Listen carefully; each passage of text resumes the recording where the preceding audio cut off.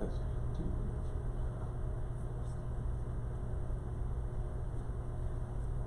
Hey, Ed. Hello. Welcome. Good. I don't know if you've seen any of these updates yet, Rich. Oh, since we're teaching classes, we have done that yet. Make sure it's okay. Yeah. Good. I just got the updates last night, so.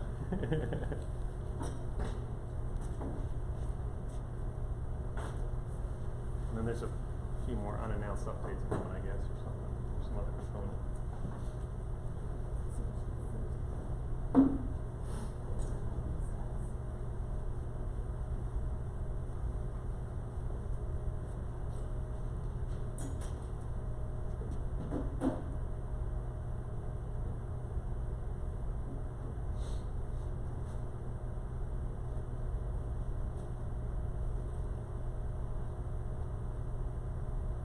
See if we're going to get any other people in the last minute here. Is there a different route, like on this side, or is this the far corner of from all the different rooms? It's the far corner. The one that is shut. Oh, okay. Yeah, go around. Yeah. Luckily, there's a gap because the next session that I'm going to do on the future work is like the very opposite corner as far as I can tell.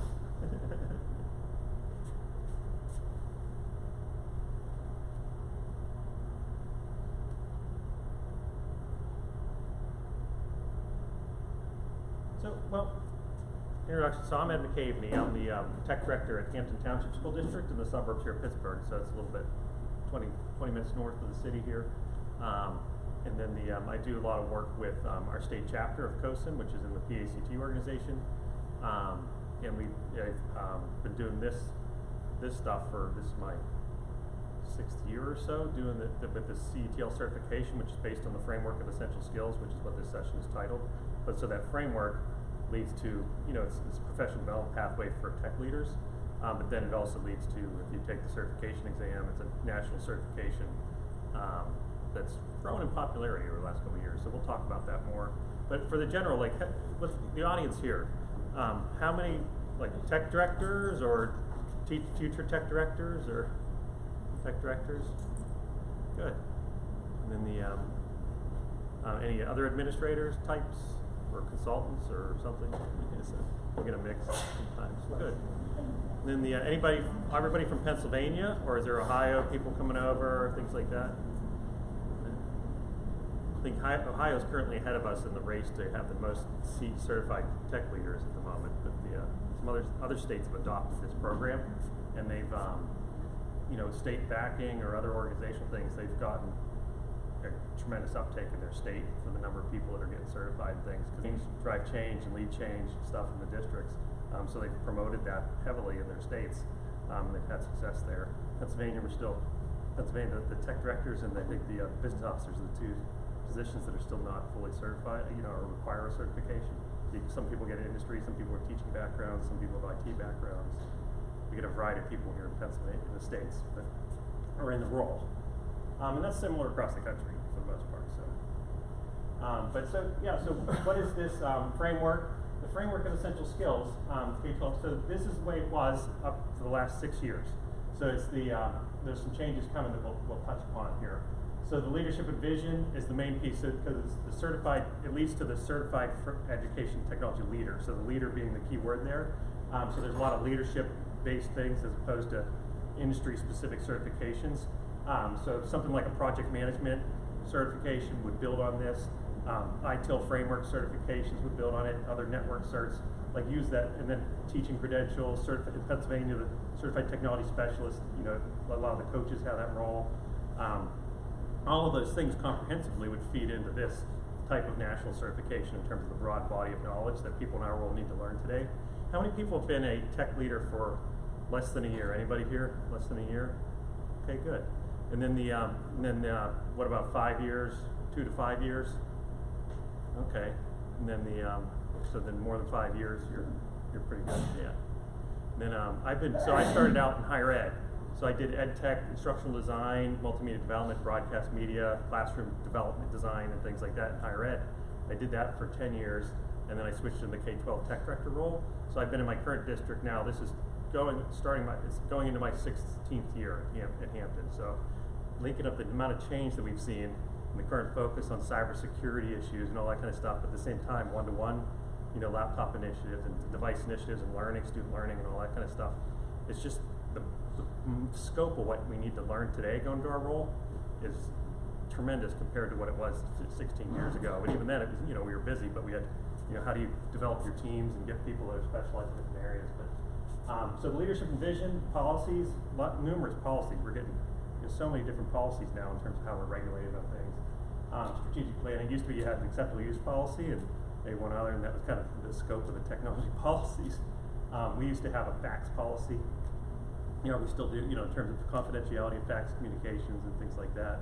That's still on the book somewhere because we still have a few fax machines. But the strategic planning, when I first started my district, I wasn't part of this leadership team, the core leadership team, the executive cabinet and all that stuff. And they go on a retreat, they do a leadership retreat, and let's then come back with a plan and say, hey, here's these tech components. And eventually it became like more center focused. Technology was kind of everywhere, and I said, leading forward, like moving forward for us to grow, there's so many, it'd be a lot easier to have that conversation at the planning retreat than after the fact with these couple of items. They're like, that's a good idea, and then it shifted and stuff, and since then I, finished up graduate school and all that stuff, so I got a couple other education credentials under the belt. But understanding the educational environment, so that leads into that. So the instructional focus, professional development, it's professional development for our IT staff, but also, working with technology PD on the instructional side. Not just tools like Nearpod or the robots and things like that, but generally how do you use, Google Suite or Microsoft 365, those tools. Team building and staffing, stakeholder focus, just looking at all the constituents and things. And then managing technology support resources, the IT, communication systems have grown so much. Like now the PA systems are connected, everything's connected. Emergency notifications and 911 calls and let alone the mass email blast that you do for daily things or apps. But business, how do you finance one-to-one? What's insurance? What's cyber insurance? All this business end of things. And then the data, there's just tons of data. PIMS, in Pennsylvania has grown from these couple individual things to all kinds of different reports and other stuff, but then also the SAT scores and everything. So that's where we stood. But now you look at the role now. I mentioned the shift to cybersecurity and other things. So what would update? Like if you keep adding more stuff or you take some stuff away. So you just this moving forward, what they're doing is refreshing. So they took away the stakeholder focus or de-emphasized that. It's still there, but it's de-emphasized. And then they're adding the data management. We added data privacy and security because we see that as a critical thing across the country at a national scale. So everybody across the country has to be worried about, concerned about, and knowledgeable about data privacy and data security that are in our role. And then within that, they restructured the percentages of things. So within the framework, and we'll get into like where you can download the whole framework online and things. But there's basically leadership vision. Leadership vision is still 15% or heavily emphasized there in strategic planning. But it's really kind of equal across the board. So basically it's 30-some, they're 36 up to 100% there. But the instructional focus, professional development, team building, and staffing is all still there. But the data privacy and security has grown significantly, as we all, most of us can attest from incidences to just data breach laws. Other states have data breach requirements. Pennsylvania has a data breach law, but how it directly applies to schools and stuff is there. But in terms of if you disclose personally identifiable information and other things. But just the masses of data and then the other companies getting hacked, how do you look at their agreements and stuff.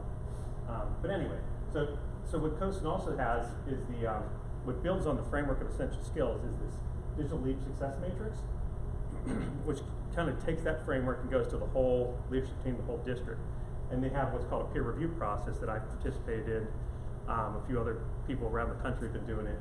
But basically it's like a tech environment audit. And they look at overall scope, everything instructional and stuff. But you think of that in terms of how the other principals work. Do you have digital principals or people that don't want technology? Do you have superintendents and other things? So they work with the AASA and other stuff on all the different levels. But the credential itself, so with the CETL, it adds credibility to our our thing. So a lot of people look at it and go, okay, it's kind of like on the teaching side. Do you have an English certification, or do you have a math cert, or can you teach this? But on the technology side, people, a lot of times I find that educators or people that are purely in the education pathway don't understand all the IT certs, let alone all the other, but it's a way to, it's like a common credential that the organization, national organization decided to develop. And like I said, since they started, so it adds to that, and then some schools, a number of schools have started putting that into their job requirements and hiring decision making. So hey, like if we know we're getting a CETL person, they're more likely to have that overall scope and not just be one side or the other, kind of a balanced overall scope of knowledge. But so digging into the framework, if you guys have devices, if everybody has devices, if you go to CoSN.org/framework and CoSN.org/certification, you can download information on it, and we'll talk through that. It goes into quite, a lot of detail in terms of each framework. There's, part A, B, C, all those types of things. I'll bring it up at the end as the, actually we can click out real quick for a second here.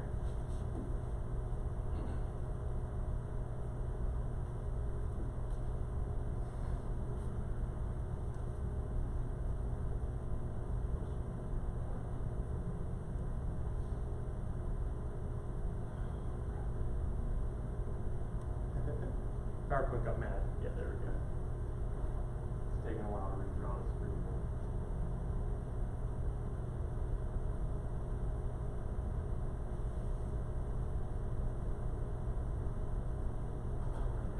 Yeah, so the framework, there's what they call the handbook.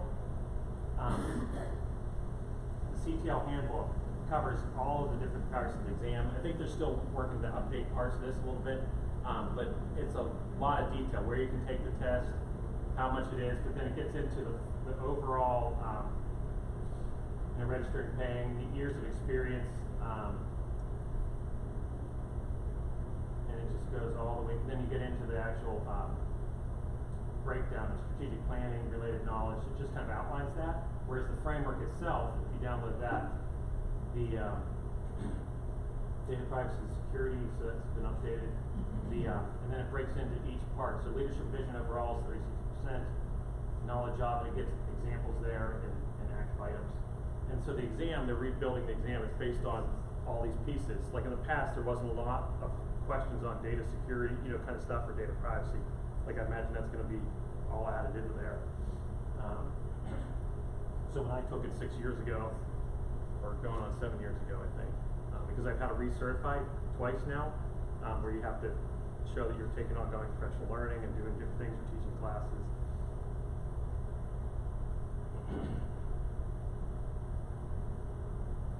Back over here.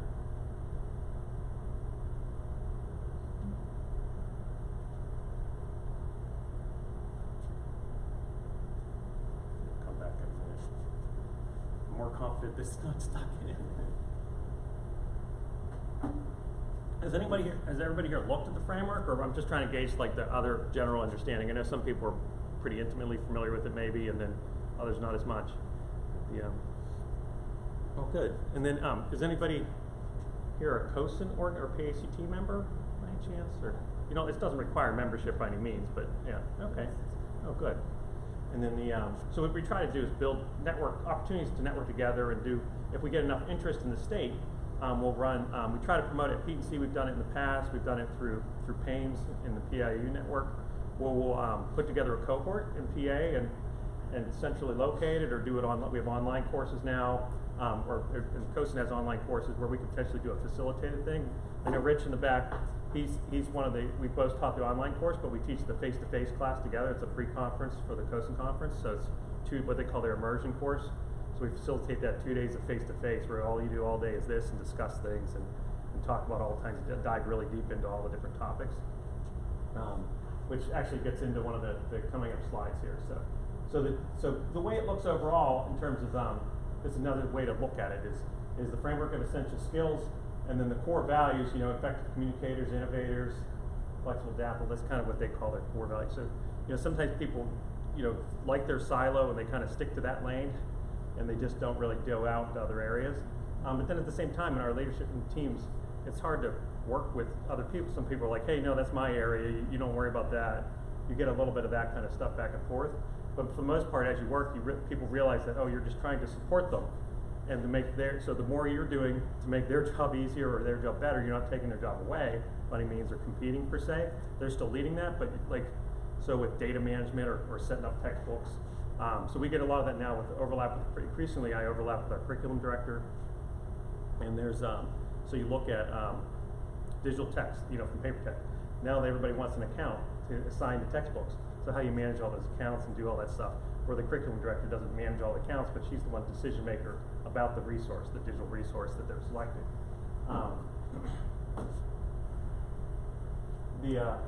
So generally you can self-assess. There's also, you don't have to go out and take the certification, but you can use it to gauge where you're at. So we have varied backgrounds. How many people here were a former teacher? Okay. And then versus a pure, like from industry and IT type of person, a number of people.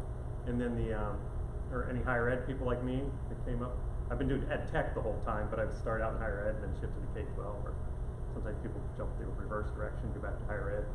I used to work with a lot of superintendents when I was in higher ed because they would retire and then go teach, other superintendents and other college classes.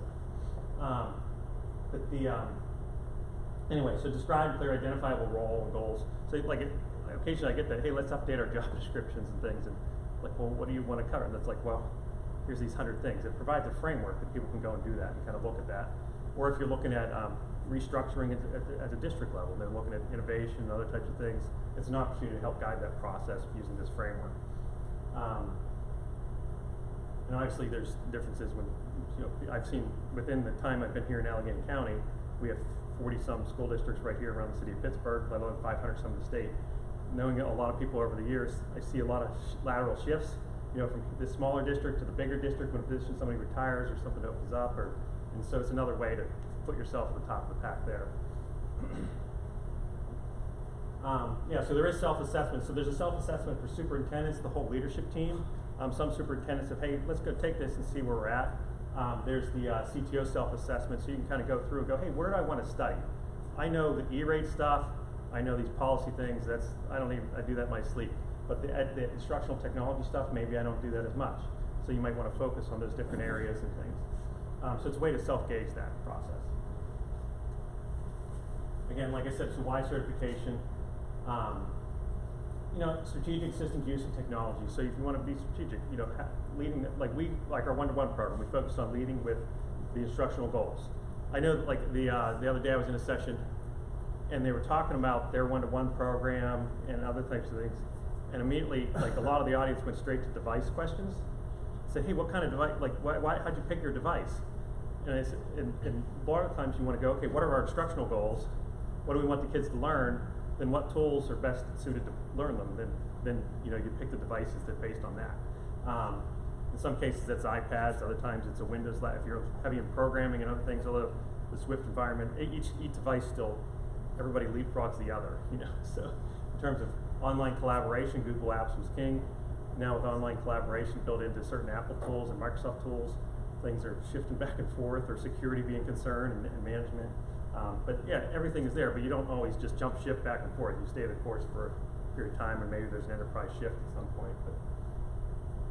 But like I said, it's another way to validate and other things there. Yeah, guide and promote most skilled, knowledgeable education technology leaders. So yeah, so districts, there's a number of superintendents. There's a different, but CoSN works closely with the AASA, the National Superintendents Association. So they're aware of this, and they're looking at digital. They're looking at how they empower superintendents and build up their knowledge. But at the same time, a lot of superintendents are aware of this credential, and they're starting to look for it in different ways. There's over 400 CETL certified people, probably closer to 500 now, because last year it was 400 around the country. So, like I said, other states have other things. But so the exam structure. So there is an exam. So how do you take a certification exam? But what it used to be is a two-part exam. So it's a comprehensive multiple choice exam, and then you would go and take a written open book, so to speak, and you had 30 days to complete the written assessment. So they've gotten rid of the written assessment for various reasons, and then the multiple choice was 115, and then they would spit out certain questions because they used to have, I think, test questions like development type of questions, but now the tests have been around so long and they've redesigned it. I think they have enough of a question bank in figuring that out. However, the process goes for certifying exams and credentialing. There's governing bodies for that, which I'm not part of. So like me, that I talk about it and I teach it, but I don't know the details of the questions on the exam, so I can't teach the test per se. And they actually have a separate there, so I'm not allowed to serve on they don't want me to serve on the set test development committee or any of that type of stuff. So why did they eliminate the exam? Why did they change the exam and eliminate the essay part? Well, they found that almost 100% of the people pass the essay anyway. So what's the purpose in terms of, other than just giving people more work? If 100 people are going to pass it, it's the first part where a lot of people got stuck and had to retake and things. So and then they were saying it didn't fully assess like the specific areas there in terms of abilities were identified. Although we get into that with we talk about that in mass testing and all that type of stuff in schools. Is like what are you assessing if this test doesn't talk versus the teaching and all that kind of stuff. But the in terms of being comprehensive, but the pass rate for part 2, yeah, like I said, it's been almost 100%. It was open book, take home. So like in terms of testing security, like people like, hey, like here's the questions I got, and other things. Sometimes people talk, even though there's a confidentiality agreement you're supposed to have. And then logistics there, they had to have volunteers and read that and stuff like that. We're now in the Prometric testing centers they can better scale that. They don't have enough people to read thousands of tests or essays, whereas this and the computerized scoring and other stuff, they can scale out, and you have testing centers around the country now with Prometrics. You used to have to go take it in a lab somewhere that somebody would host the exam, and you can still do that. So we've done that a couple times here in Pennsylvania. The first time I took the test was I think at Capital Area IU, and then they hosted some stuff there. And then the reporting, so they also report it from as percentage, will receive exam scores, scaled scores rather than raw scores percentage. You used to know, like, I missed it by 1. And it's like, oh, I missed this by section 1. Should I go retake the exam now? Or should I go study more or take my time and things like that? But so it's a scaled percentage now. And so that's also to increase security and minimize confusion. Yeah, so they would have the pass rate. So like, oh, is it 70% of people, 75% of people pass, or what is it? And so so building up that content, the leadership and vision. So they reduced. It was 40%. Now it's 36%, 30 to 33. So they increased a little bit the educational environment because they also got rid of the other section there in terms of stakeholder focus, and then they increased the 31%. So it's really kind of even across the board in terms of all of the larger skill set buckets. Eligibility, this is where, so CoSN also has, there's a couple PA people that are mentors and other people in the program. Across the country, it's been pretty successful from what I can tell. So the first year they ran it is they have a new CTO mentoring program where you get paired up with somebody across the country. They might be from a large school district or another area, but there's a pool of mentors and other people where you go through this professional program with them, and then you have them as like a coach, and you can ask them questions and other stuff, let alone your peer group within PA. I know we have here in Allegheny County, we have a strong peer group. We network and talk with each other in the districts all the time. Somebody that's in one of the rural schools might not have that same peer group in terms of being able to bounce ideas off of each other. And that's also where PACT and our group, we try to help with that as well. So within the CoSN community online, there's a whole network of CTOs in there. Like I'll sometimes put out a question, I'll get a question back from somebody that has 100,000 kids or somebody else that has 5,000, things like that. But so bachelor's degree is what they prefer, but they also look at years of experience. So there's ways if you have a question. So I was an ed tech coach for 10 years, and now I'm in the admin role, or like so that's something you can debate with them. I guess I don't have an exact answer for that sort of thing, but and supervisor recommendation. So yeah, so some of the districts look at that in funding. So like in terms of travel and other things, hey, we'll pay for this exam. Go ahead and get that. I tried to do it on the low key, kind of thing, because I didn't want to have to. Like I hadn't taken a test in so long, I didn't want to go tell my district, hey, I'm going to take this test and then not pass, I would feel like, what does that mean? You know, but especially with a large group of people knowing about it. But fortunately, I passed and stuff, and I was very happy about that. Applying qualified applicants, they create a profile and database, go up to the online application. There's a fee there. Like I said, some states have gotten together or organizations, and they kind of underwrite those costs for their state. We haven't done that really here in Pennsylvania yet. Applicant reviewed and then send a letter confirmed. So you get you're allowed a letter saying you're allowed to test, and then you study away. Do the self-assessment, take the practice exam. I don't know if they've updated the practice exam yet or not, because it's kind of like the sample questions that they had thrown out in the past. Although so it was like categorically they were in the right categories, but they weren't the best questions as an example.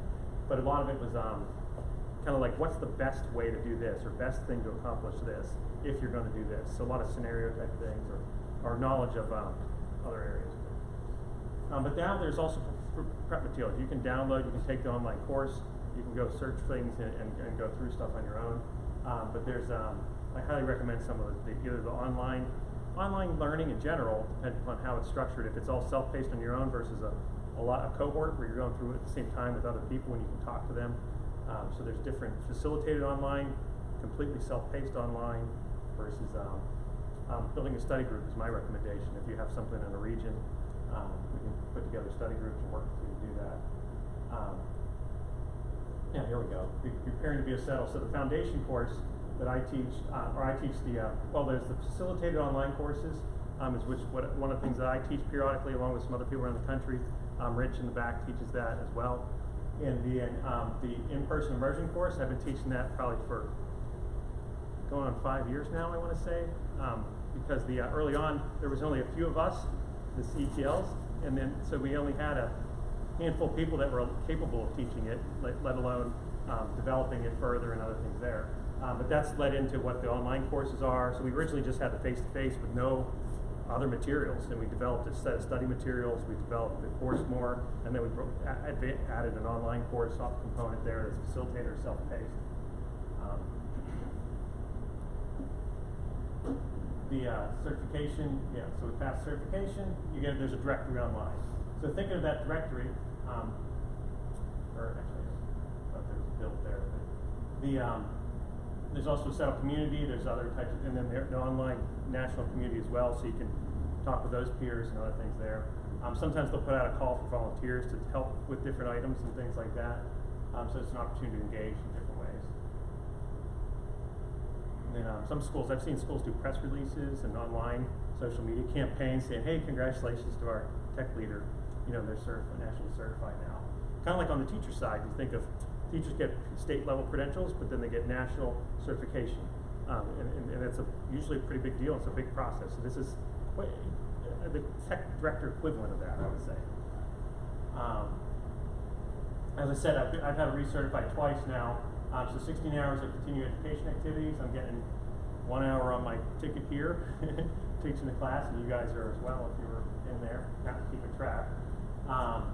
If you take a class or you do it online, for me, I was still doing graduate work when I started, so it was really easy. You can only get so many points in each area of the recertification process. So volunteer work, if you do thousands of hours of volunteer work, it's only good for the 10 or something like that. I can't remember the exact ratio. If you are taking graduate classes and you have however many credit hours, you still only get one part of the bucket, so you still have to go to conferences or go do some other things, or go do your project leader, your professional certifications and things, or ITIL cert for project management, things like that. Like some people are bloggers and writers, they write articles, post things. I really don't want to do the retake exam part. Some people, I don't know, I guess you don't keep track, you can end up with that. But so they have a map online. You can go through and look at other states. There's a few people in other countries that have done this process because they're looking at doing things. Australia's been big at looking at doing that in their own country. So they've taken this model and they partnered with CoSN internationally to adopt that and start rolling that out in their country in different ways. So in Pennsylvania, we have a decent number of people. but we're looking to, I'd like to see that grow. And I think that there'd be value to our state and our organization. So if we have more people that we say, hey, here's everybody is graded all these things. I think it would elevate the status of our profession, across the board as this is working at the national level. Within the state, like I said, so PACT is also the ISTE affiliate. ISTE doesn't have an equivalent cert, but they have different things that they're starting to do on the teacher side. CoSN chapter, the AACT is our higher ed branch, and then we do the CTO clinics sometimes, periodically. The KTI summits our teacher technology integrators. There's an EdTech research symposium in higher ed, and then we also are the organization that helps put on the PETC conference. So PACT works on the sessions. PASBO does a lot of vendor stuff, helps with different aspects of the IT track, the sessions there. Then we have PDE and PAIMS. PAIMS is setting up the recording and broadcasting and other things. But everybody works together to put on this event in general. So. And then within CTO Council, that's our with PACT we have a teacher component. We have other groups there. But so we have what we call our CTO Council, which is our tech leader component of PACT. So we have our a number of leaders. I thought I saw Tim come through. So yeah, there he is in the back. So Tim Smith has taken over the chair role that I was in for a number of years now. And then, so we'll have our leadership meetings. So I'll still be past chair and we work together to help reach out and build things. So we're helping to build that community. So if there's opportunity, if anybody's interested in engaging with that, Tim's the person to go through that in the back there, so you can see him after class or whatever. But then for superintendents, as you look at talking to your superintendent, go, hey, here's why we need to do that. One of the resources that also helps with, to me, it helps with the study guide in terms of preparing for the exam. They have all of these resources and one-pager guides for helping superintendents and other people understand the need for cybersecurity, the need for devices in different ways, online assessments. In fact, our team did a webinar with CoSN and EdWeb on online assessments, from formative to mass scale testing to other types of things that we use online. Data privacy. So it's a quick way to say, hey, here's an executive overview of why it's important to have cybersecurity and cyber, insurance and other types of things that you talk and strategic planning and other stuff there. If you become a CoSN national member, you also become a PACT member. We take that and we bring that over into our organization. So it's kind of like a dual membership benefit there.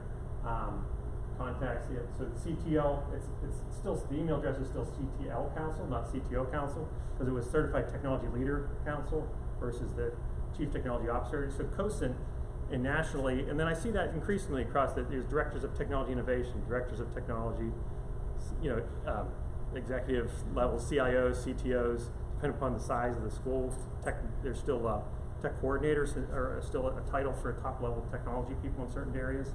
But increasingly, so CoSN's, trying to look at, okay, what's common, what's the most relevant thing to education. They came up with a Chief Technology Officer in the education environment. That's similar in higher ed. You get a lot of CIOs in higher ed, but smaller colleges, private universities, other these things, they typically have a CTO role or another tech director, similar to K-12. But that is what it is there. So if you want, it's not a lot of detail, but if we wanted to dive into the framework, if people have questions, I wanted to give opportunity to ask people. I can go back and talk about specific areas, or we can dive into the PDF and talk through the framework itself a little bit more. Anything?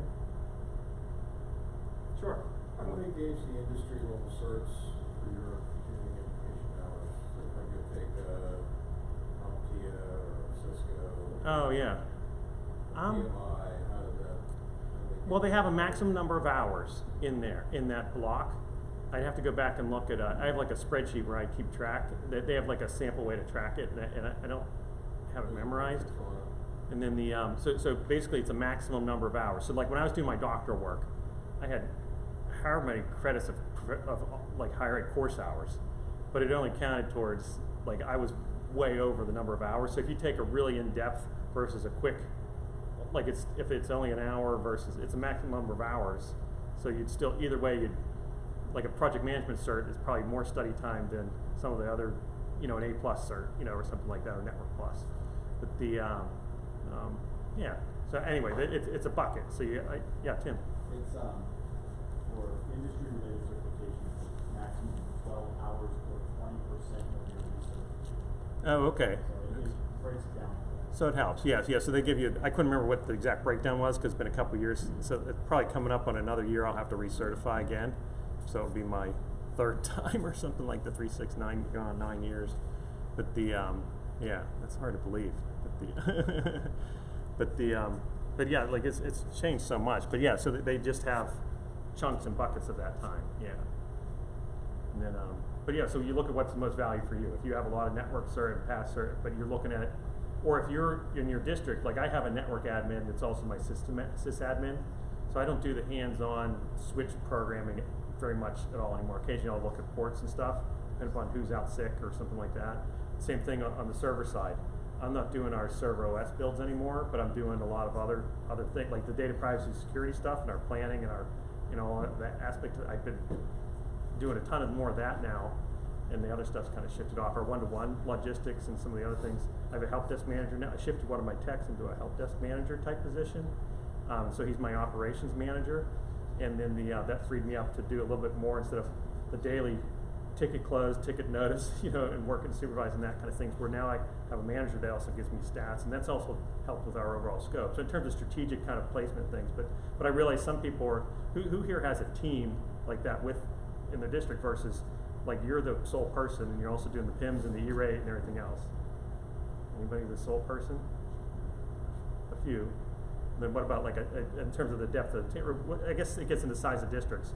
Like I'm just under 3,000 kids, so 5 buildings, 3,000 students. But the way I advertise that is, okay, I'm a $55 million company with 5 business locations, 400 and some employees. And what would be the scale of a tech need? Plus you have students and other parent customers and engagement on the web and social media and other things to deal with. So you look at the industry equivalent of that, because in education, typically like technology's been added on and layered on. So you had this formula for class rate, student to teacher ratios, so you knew how many teachers you needed, depending upon what subjects you might teach. You had a certain square footage calculation for custodians, and the number of custodians you need to clean certain rooms and the scale of the time there.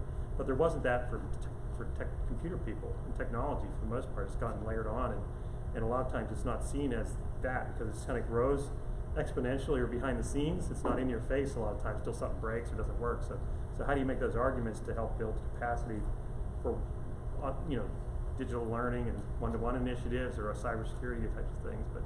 But we still can't afford like a high-end CISO. Like the team still has to. We have a lot of overlapping roles and things like that. But in terms of how do you lead that team and other things, so it's a way to credential yourself and separate yourself from the pack. Is the way I look at it. Also, just professional learning. So if I'm on the National Cybersecurity kind of Development Committee, that we look at those resources and what resources we're seeing and what trends and how do we provide and communicate that. But then also, versus more specific type of stuff, like the MSI-SAC. There was an MSI-SAC presentation here. Like they go into a great deal on cybersecurity, or the FBI's InfraGard group. They have a ton of stuff on it, and cybersecurity and other types of things there. I don't know if that answers your question or not, but yeah.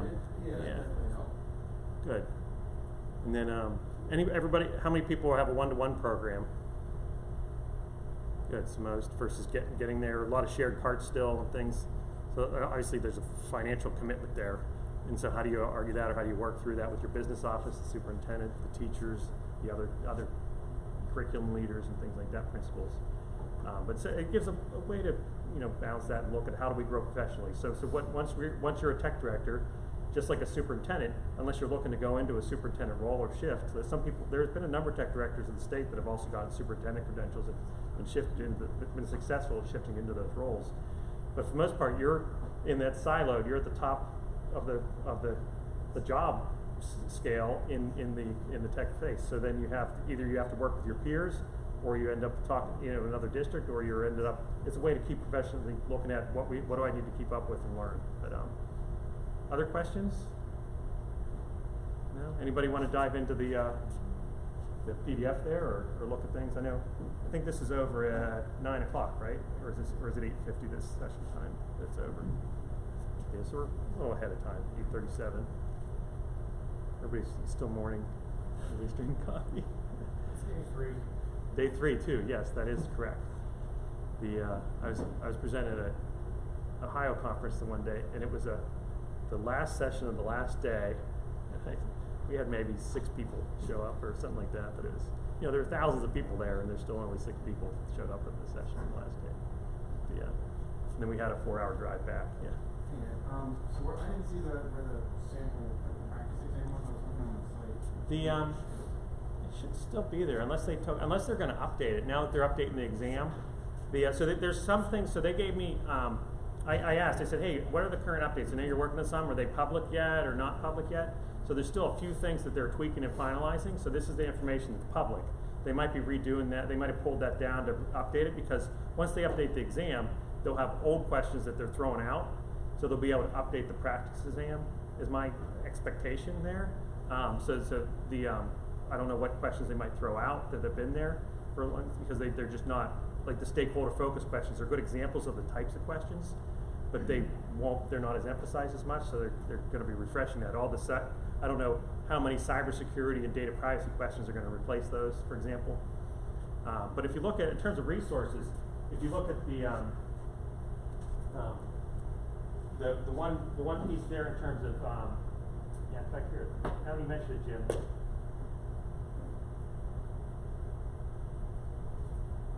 Has anybody looked at it's called Trusted Learning? I think it's trustedlearning.org. It's the Trusted Learning Environment. They have a seal, the TLE seal, Trusted Learning Environment seal, and that's actually a pretty good framework for if you want to look at privacy and here we go.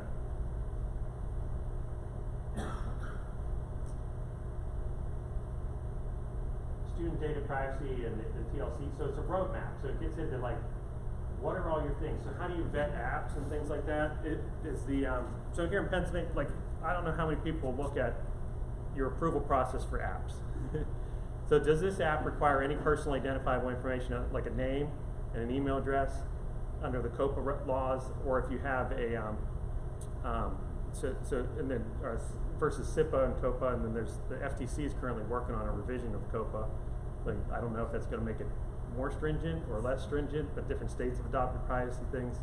But the TLA seal, the handbook kind of goes through like all these it's a guide process. I know a couple people have started that process, but maybe didn't finish. There's only a handful of schools across the country that really finished it. But you're supposed to tell parents, inform parents, the best case scenario is you inform them, okay, here's the apps that require this type, that apply to this law, and then they go into, okay, here's how you tell them what types of data that app uses. Then if they have an option to opt out, if they want to opt out, you don't have to say don't use the app, is my understanding. But for teaching, because that really makes it harder, but you're supposed to anonymize the kid. So basically it's anonymous data. The kid's still using it and they're still learning, but it's anonymized in some way, which makes it harder to actually teach. If everybody in the class is anonymous in some way, how do you then correlate that back to the person? But on the company side, they're only seeing it, they're not seeing it by personally identifiable name, email. Like our email addresses don't have a student name. Like you shouldn't have your student name in the email addresses, like our staff do, but it's a combination of numbers and letters that the kids can identify as themselves, but nobody in the public just from the email address can identify it as that person type of thing. I know different districts have had issues with that over the years from when they first rolled it out, their process for naming and all that stuff. So how do you sync that stuff? But then how do you collect information like your acceptable use? Some people combine it with the acceptable use policy. Some people have a separate policy, just kind of like the photo opt-out and the FERPA policies. So you kind of combine in that overall. So there's privacy of FERPA. Then there's some schools actually have hospital environments, like usually it's the boarding schools and other types of things where they have kids that live there or other types of things where you have medical services. So you're under the HIPAA laws versus. For most schools, the health is under FERPA, but it gets into some of that stuff. We get into that a lot more depth in the actual class and the courses, but privacy is coming. New York just updated its laws in terms of cybersecurity. That stuff is coming. So the more you can do to get up ahead of that game or knowledgeable about it, the better. But there's a lot of other resources. So the way I study for the exam is I downloaded like other resources as well, but I went through on the website for CoSN. They have like the TLA seal. They have these.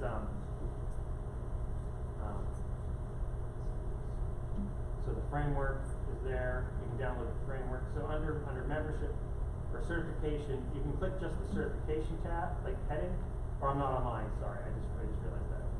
Let's see if I can get online. Probably have to turn on my hotspot.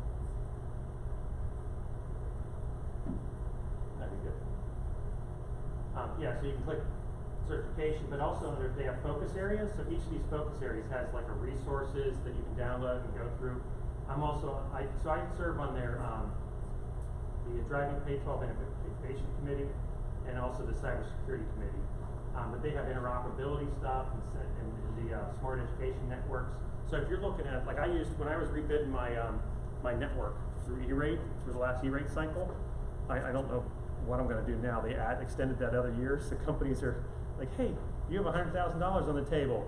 I'm like, well, I have 1 year to spend it, and I'm only at 40%, so technically I have to spend $250,000, and it's going to look like I left $100,000 on the table, like you just didn't apply for it or something. Like, how good is that on my resume that I wasted $100,000? You know, it's not. But you can't. You have to spend. People don't. If you explain it, it makes sense. You have to spend more to earn that. Versus somebody, if you're at 80%, 90% reimbursement, free and reduced, go for it. Try to upgrade something. You know, put UPSs or some other thing. But anyway, so like I downloaded each of these different things. I also do a lot of work with their Global Leadership Initiative. So I travel with them globally. So I've been to, we go and look at education systems globally. So I've been to Singapore and Norway and Finland and Ireland, and we were just up in December. We were in Toronto, Canada, looking at Canadian education and digital privacy, equity. But really, how do you do deeper? The focus there was deeper learning. But just on the national scale, look at how do you bring all those things and kind of take those and what the leading practices that will work for my district and be strategic about it, because different people have different focuses. Me being in Pittsburgh, in the suburb of Pittsburgh, we look at, okay, what's the workforce in Pittsburgh? How are we what skills are we trying to give kids and things like that. So yeah, any questions? But each of those resources leads to provides a wealth of information, in my opinion, for each of the different content areas for the most part. Thanks everybody for sticking through it with us here. Everybody's going to sit and do more work. Yeah, Jim. Any plans for another cohort? Yeah, so I was talking to Dan Berger yesterday. He was mentioned something about like in his IU area. I don't know how many people that is, but if there's enough people, we could certainly do. We could even have Zoom sessions or something like that. I'd be open to doing that within PA. How we PI we can talk so I do a lot of work with Vince Humes at IU5, and so he's part of our leadership group for the most part. He used to serve on the national CoSN board as well, so he's well familiar with all that. So that's what we did in the past. We worked with PIU network, and we did different IU leaders and then tech leaders in these regions that were willing. So if we have to, but it's hard if you travel to there and do like a face-to-face. But what we did is we broke up, instead of doing 2 days in a row, we did a 1 day in, I think, October, then a 1 day in November, and then we held the exam here at Petency, or something like that, or November, December. So you're already traveling there for a meeting maybe or something like that. So we co-terminated the day-long kind of thing. But we could also talk to CoSN about, if there's enough interest, we could say, hey, we want to take the online study exam and build our own PA cohort, and I'll take the online class together. Like I'm looking at sending my my InSys person, that she also does custom reporting and programming. I was looking at trying to get her to take the online privacy course that they have now, and then versus the online cybersecurity course and things like that, because with privacy, like I look at it, I know a lot about privacy, but how do I teach all my staff about privacy, bring them up to speed on the different issues and legislative things and stuff. But if there's enough interest, Jim, like we could certainly put together a cohort. You'd have to look at how to pay for it because there's a fee there. But yeah, we could certainly figure that out with them. I mean, yeah, that'd be good. I'd like to have a PA group go through. If we did something like that, how many people would be interested in it? Okay, good. Yeah, that's right there. There's enough. So. I mean, looking at the Pennsylvania list in the directory, it seems like it's less than most. Yeah, we've had a lot of success, like in terms of the. Initially, we were trying to get but there's been shifts and stuff. Like one person at each IU. One of the people on the list went to work for Microsoft, so that she's actually not a school person anymore. But a lot of you know Jill, like Jill Sitnick. She used to be at one of the. She was a school tech leader, and then now she works for Microsoft. Yeah. So anyway,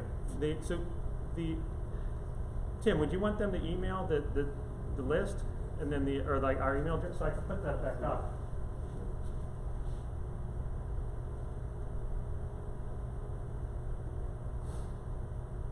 Yeah. So ctlcouncil@pact.org, and we'll talk to the PAMES group or the PIP, and try to figure out, okay, because I know they were talking to somebody in their region. Each IU, sometimes IUs have put together their own. I know over at Noreen O'Neill over at there's different CCIUs, but near the Philadelphia end of the state. They did a cohort, not just tech leaders, but they did the framework. They did a whole other component with superintendents and other stuff as well. So they had their own course that they put in within their IU region. And then we'd be happy to try and coordinate that. That'd be great. And then we'll figure out the cost. There's a TLE session at 10:30. Oh, is there? Here. Oh, I think Vince Humes might be doing Yeah. that. So if you're interested in learning more about the trusted learning environment, 10:30. Yeah. Probably one of these different. No, Maybe. I think it's 3:20. I don't know. That's okay. Program. I think I'm in 303 at 10:30, so I won't be there for that one. But I'm doing like a future of work and AI with the history of Pittsburgh, since we're in Pittsburgh. My own family history is here, so if anybody's interested in those types of skills, I do a lot of work with on the SAMR model. My doctoral research was into the SAMR model. If you're familiar with that, with Ruben Puentaturo, this substitution, augmentation, redefinition. So how do you get beyond a substitute to redefinition? But then now we're looking at that from how do you combine that with augmented reality and AI, and what skills are we preparing kids for, and how we're teaching them, and what their jobs are going to exist, and all that kind of stuff. But there's been a lot of that. A number of those types of sessions at the conference, which I like. I get different perspectives and things like that. But a little bit of something for everybody here. So on the last day, I would say. Well, thanks everybody. I think we're wrapped up. I don't know if anybody's looking for Act 48 credit. I remember sometimes there's a person that comes in and tells you about that, but I think you have to go on and complete the evaluation and stuff like that. So I always look for ways to improve or talk about things differently. So good or bad, you can evaluate me, I guess, or however that's. I haven't gone through and finished any of the session evaluations, so I don't know how detailed that is. But yeah, thanks. Or I'll be here if you have another question or anything. Oh, great. Yeah. Are you signed up for that? Oh, good. Oh no, you're fine. Yeah.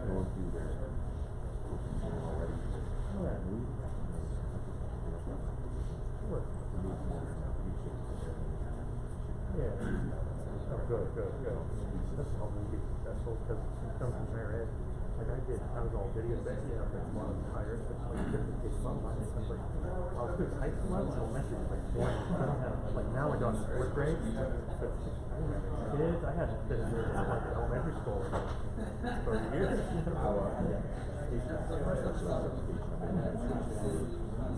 Very good.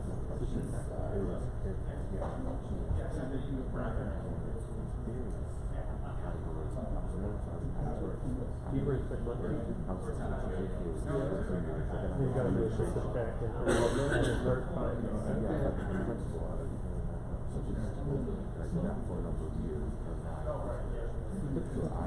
Don't worry about it. So we people in the class try to keep that class for a long time. Sometimes we've had to run multiple sections of it, but that was before the online course. And now some people take the online, they don't do the face-to-face. So it's probably right. I think last time I looked, there was like 15 people on the roster. There's some nice groups who give us talk. We try to talk more and just like lecture at everybody. So there's a component of that. There's the guys for some scenario stuff. But we've had people that are in like network, like a bigger district. This person only does cyber, or this person only does this. And the like Houston ISD, their IT team's like 40 people, or something like that or more.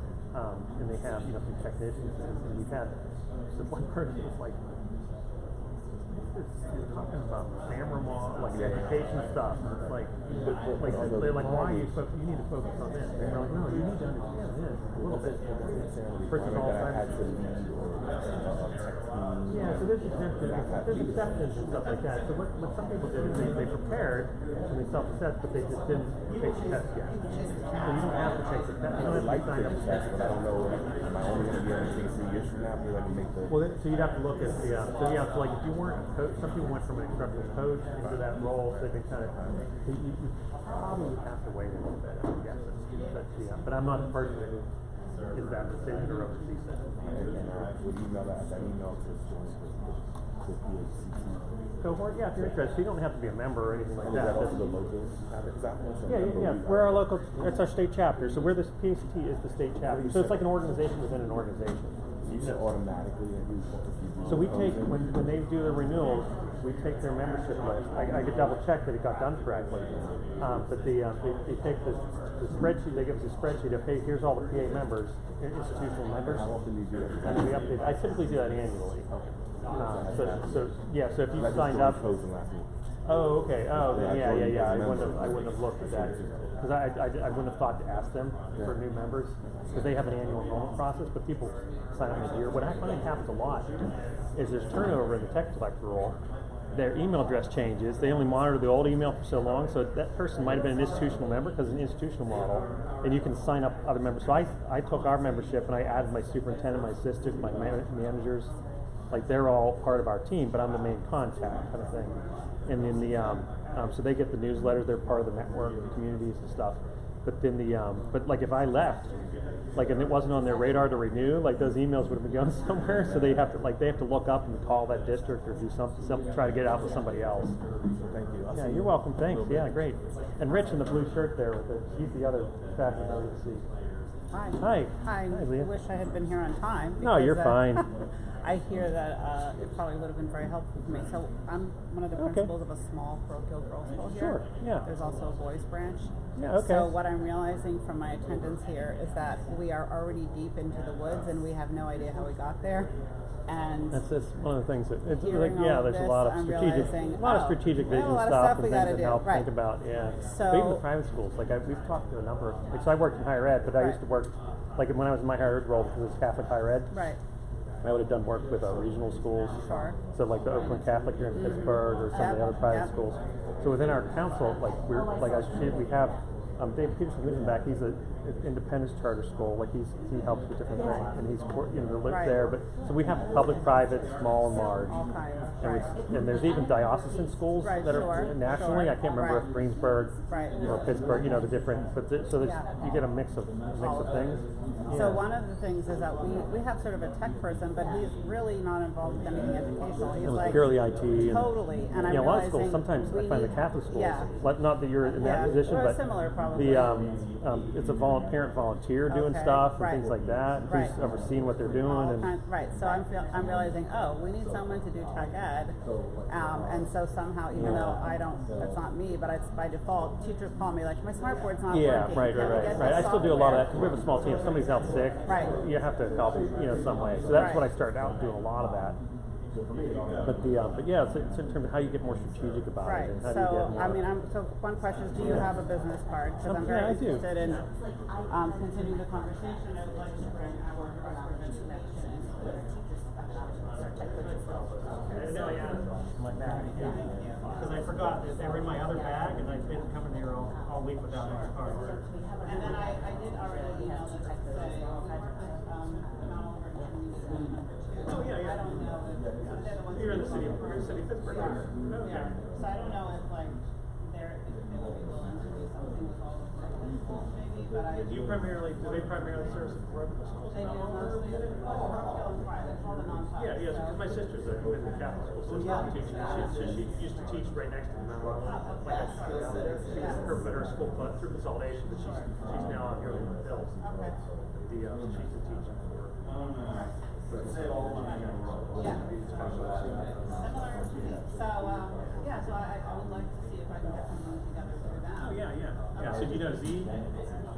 She's in one of the Catholic schools. She does a lot of ed tech instruction. People like Okay. Like there's like a. Well, you're not in Catholic. Oh, okay. Oh, great. Yeah. So are you up here in Pearl Hill? So I'm also on the board of the FGI Citizen Academy. Oh, okay. So we do a lot of outreach and stuff. So you're current, the new Federation of Security, Robert Yeah, Steve, definitely. Yeah. Yeah, she's, yeah, it's a lady, yeah, yeah.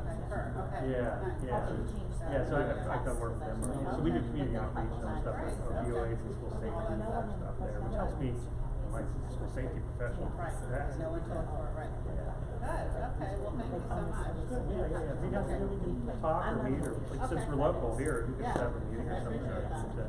Okay, thank you. I'm not teaching, I'm not part of the team, I get a sheet of paper that says, here's your extra stuff. Yeah, right. Thank you. Yeah.